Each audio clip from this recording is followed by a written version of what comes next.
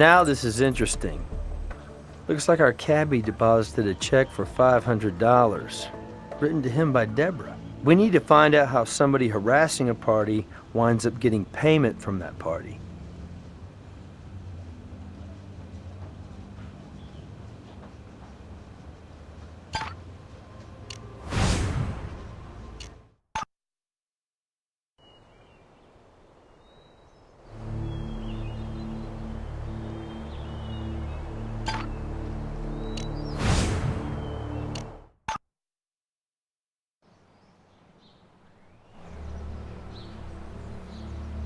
I've said all I'm going.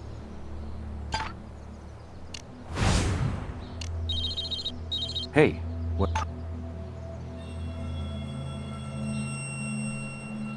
He's on his way.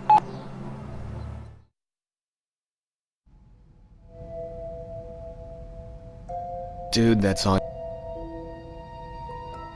She's on her way. That's all I have.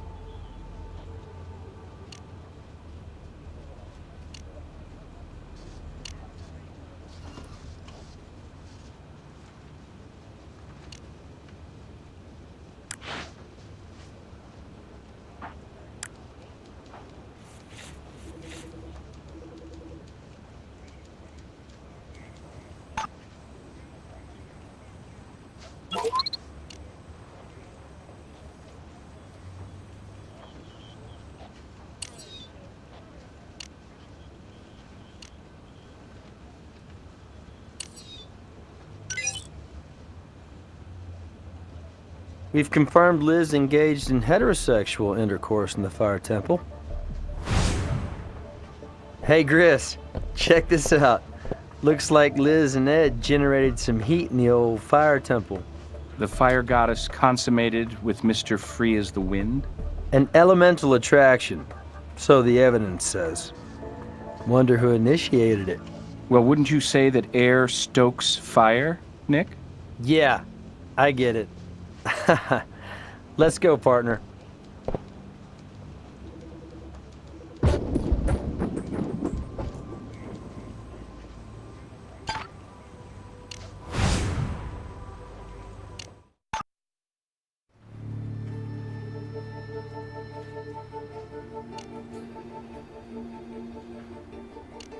So Liz plays with fire, huh? Bring her in and apply a little heat. Let her feel the burn. You have a record of fire-related misdemeanors and are currently building something called a fire temple, plus your fingerprint and turpentine were found at the scene of a murder by immolation. Combustible stuff, Liz.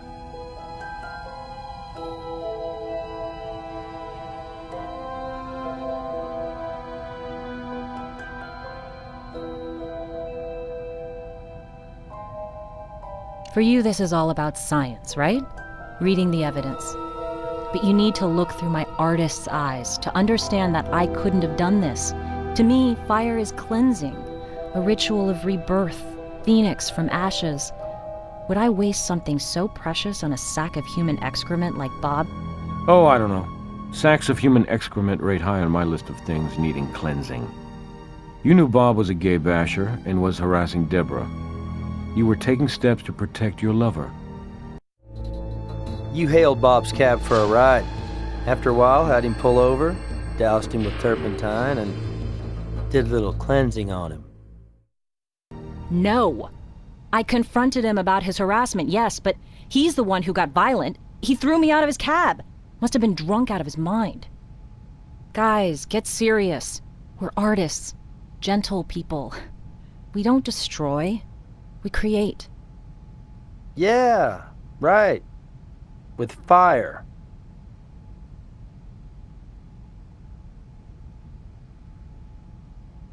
Didn't I say 6? No, wait. We drove for a while. Maybe closer to 6:30? So when did things first, heat up between you and Ed, Liz? Well, that's just nonsense. You know my orientation. DNA doesn't lie, Liz. We found a used condom, used by Ed and you. Fire Temple Gate swing both ways? I think you talked your new lover into helping you do more than just create art. Who knows? Maybe he gets a kick out of setting fires too.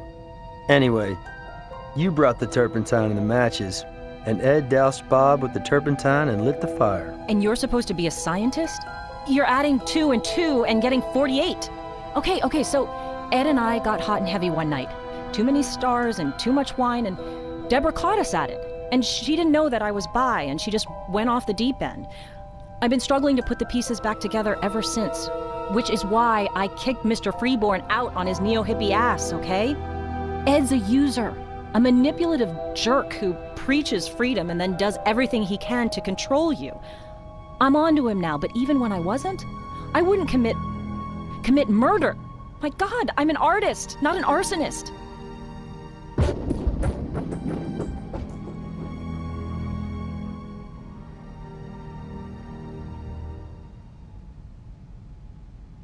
He's on his way to interrogation now. Dude, that's on.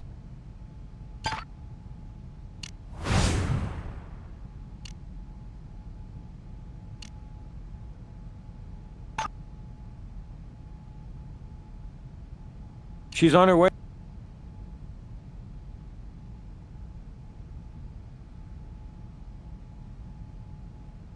What relationship?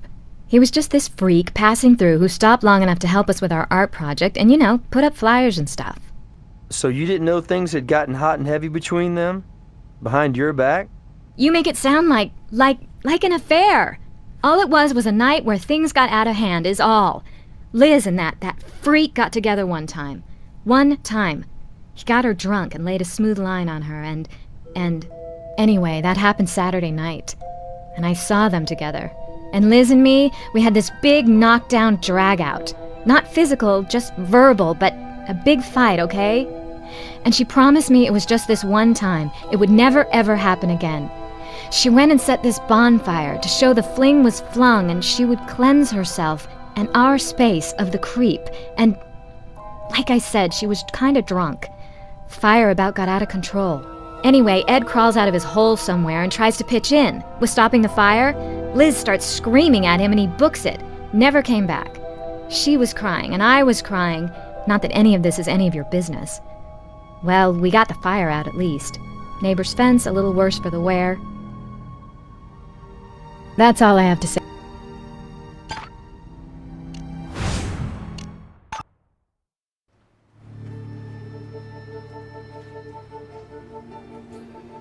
I already gave it to Nick. Meet him out at the miniature golf course. Oh, and Ed's story about taking a cab to the bar on Saturday? Didn't check out. Good thinking, nailing him on the specifics during questioning. Cab company has no record of a fare there on that day.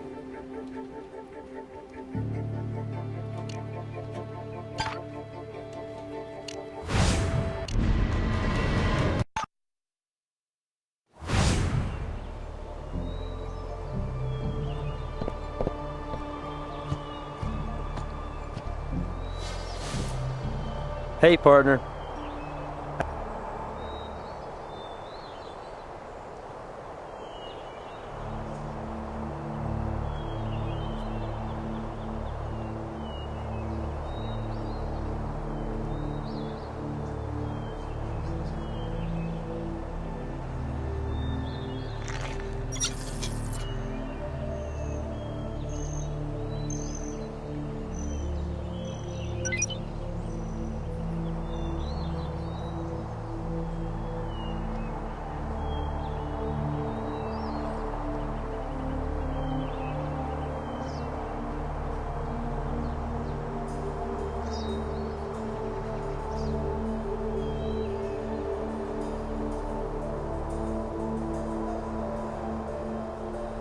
Appears Ed didn't like having a hole in the middle of his suite. Stuffed something in there.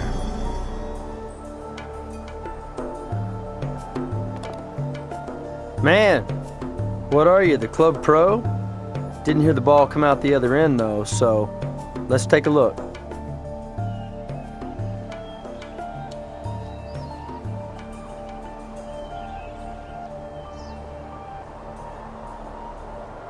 I can see something stuffed in there. One more ball ought to do the trick.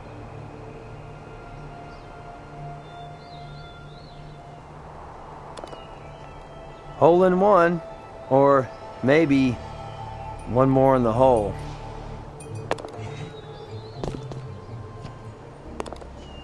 If they had MVPs in miniature golf, you'd be it, Slick. That's a tightly rolled, rubber-banded wad of money that was stuffed down there in Ed's little bank.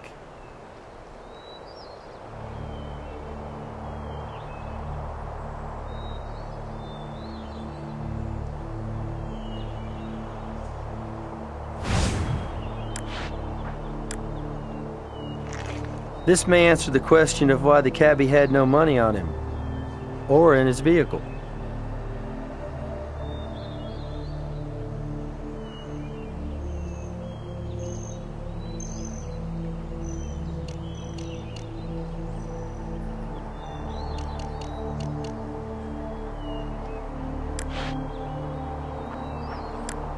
Not the right tool for this. Not the right tool for this.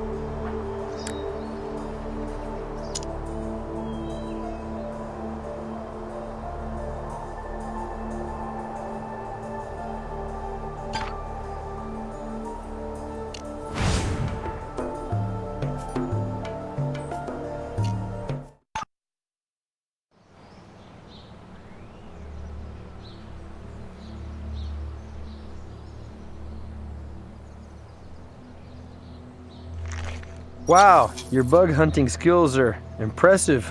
You've got a future in entomology.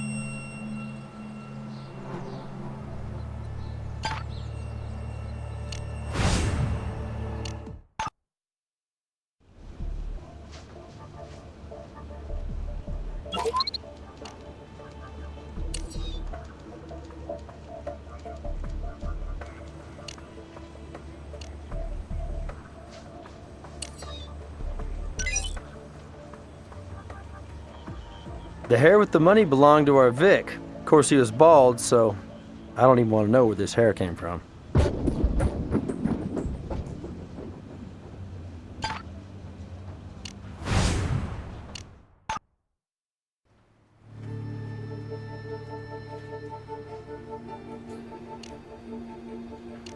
Better golf score than I've seen in a while. Think we should have another chat with Freeborn Edsel, don't you?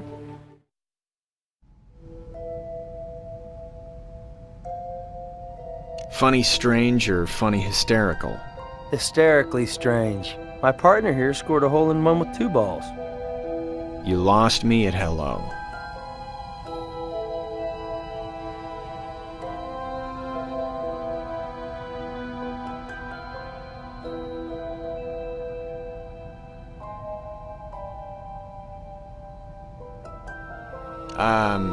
Oh, you mean my hidey hole. Well, sure, no prob, my brothers. I can explain that. No, let me. After Liz tossed you out, you had no place to stay and no money. So you came back Tuesday night, you found your hostess is gone, and you helped yourself to 15 bucks. Oh, and for warmth on a cool Vegas night, you stole Deborah's poncho. I don't know what you've been smoking, Captain Brass, but it can't be legal.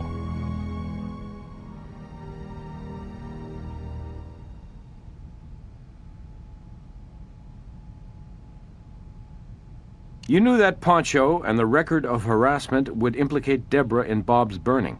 And you were pretty pissed off at the cab driver anyway for just generally being a small-minded jerk. You know, a free spirit like you. You took the turpentine, too. Evidence pre-selected to put the blame on the fire goddesses. Settling a grudge or two even as you built your bankroll from nothing to something. It was easy to find Bob's cab to hail. Hell, he kept driving up and down in front of Deborah's. You told the cabbie to take you to the foundry yard. When you got there, you doused him with turpentine and threatened to set him on fire if he didn't give up his cash. He gave you the money, but you lit him up anyway. The flash fire singed your hairs and the poncho. Once out of the cab, you ditched the turpentine can and slid through the fence. In a hurry to get away, you tore your jeans. Then you ditched your clothes and shoes and headed back to Deborah's, where you planted the poncho in the temple. So you got his money, but you really wanted to get even with the women, and maybe with Bob himself. You got it wrong. I doused the guy, okay? And he handed over his money, but I didn't want it. I was just trying to scare him out of being such a bastard to Deborah, right? I lit a match, but I was just trying to scare him. He went for my hand and the match dropped and we both got burned. And you just grabbed the money to save it from the flames. Be cool! It could have happened that way, right? And if it didn't, if I did do it the way you say, then all I really did was rid this beautiful planet of one ugly bigot. And you should give me a medal, not put my ass away. Maybe I was sticking up for those fire goddesses and their lifestyle. And mine! All we really wanted to do was live free, to spread the love. And the bigots of the world, the Bobs of the world, they're the ones that deserve to get burned. You said it yourself, Mr. Freeborn. You and Bob both got burned. And where you're going, you'll find a lot of people living alternative lifestyles, including white supremacists like the late cab driver. You'll have plenty of opportunity to spread the love.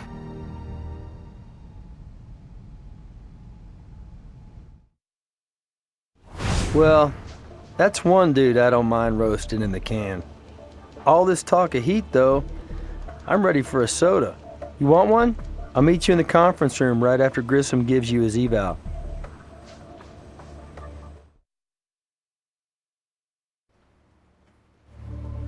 All right, here's your evaluation. For evidence, you found everything there was to find. For hints, you didn't need many at all.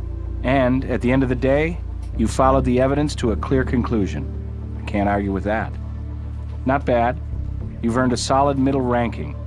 A couple of clear areas to improve for next time. And by the way, thank you for all the new specimens you found for my collection. I'm recommending you for an extra bonus. Great hunting.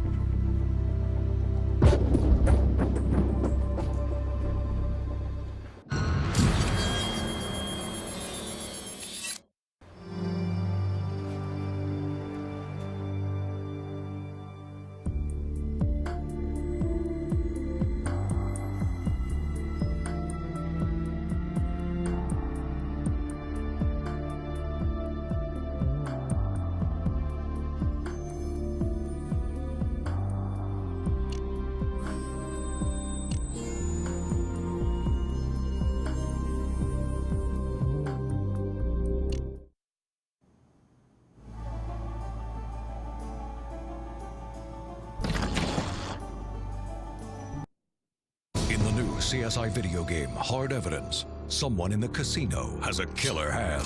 It's smashing and cutting, and it hurts, but I fight back. Who the hell could have done this vicious thing? But what you and the CSIs uncover searching my hotel room, harassing my wife, defies the odds. Suicide attempt? Are you out of your mind? Everybody in this case is guilty of a motive, which opens doors on all kinds of suspects. I'll hit up a judge.